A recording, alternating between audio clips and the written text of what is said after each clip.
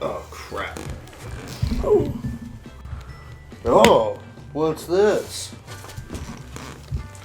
To Dan from Molly and Pets.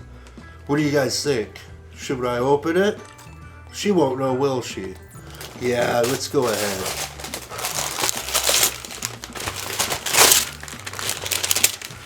What's this, bro?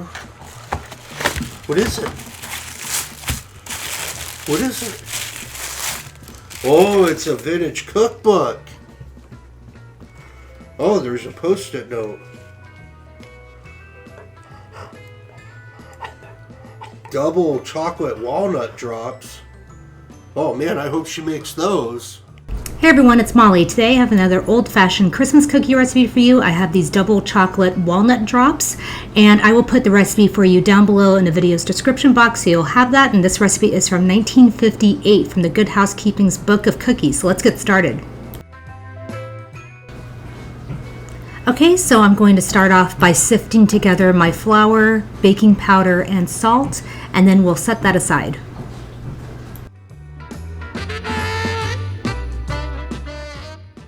And now I'm going to cream my shortening and sugar together until it's light and fluffy, and then we'll add the rest of the ingredients.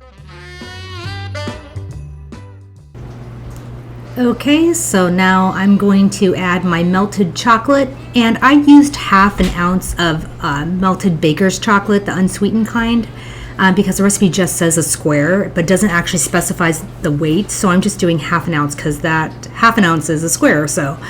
And then I'm going to add my egg, which is unbeaten.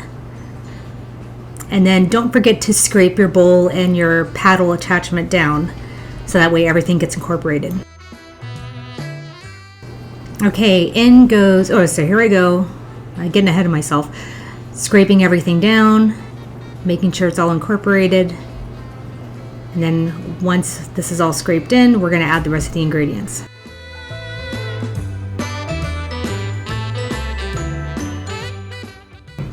Okay, so now in goes the milk, and then we'll add the flour mixture, and then the vanilla, which I never really measure, I just kind of pour some in. The chocolate chips, the recipe says semi-sweet chocolate pieces. I'm just using chocolate chips because that's easy. And then the chopped walnuts. So let's get all that in here, and don't forget to scrape.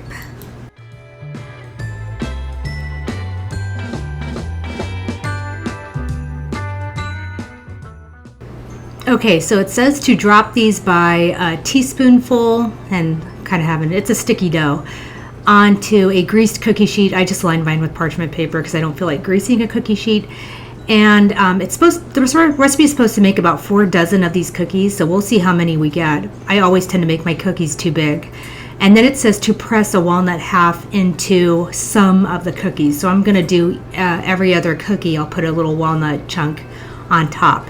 And then this bakes in a 350-degree Fahrenheit oven for 15 to 18 minutes. So let's get going with that.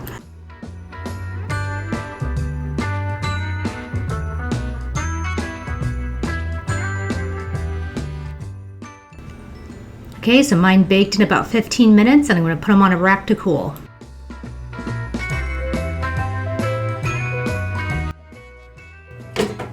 All right. Okay, Dan.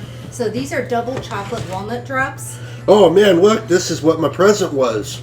Yeah. You like that? I re-gifted. I don't know. I don't know if I'm gonna like it. We'll see. Okay. Let's try one. Yeah, try one. All right, they're pretty good. I think they're great. They're crispy, they're light, they have a little bit of chocolate flavor, not a whole ton. I like how light they are. Yeah, well, they're made with shortening, and so I'm starting to find I like cookies made with shortening because they have definitely a different texture than cookies made with butter, and they're still just as good. So yeah, so these are from the Good Housekeeping cookbook, which is from 1958, and the recipe said it makes 4 dozen, but as you can see, my cookies are huge, so I did not get 4 dozen. If you made them the size the recipe called for, you probably would get 4 dozen. Yeah, so these are great, and these are another vintage Christmas cookie recipe, and I will be posting more, so I hope to see you guys in the next video. Bye, everybody. Bye.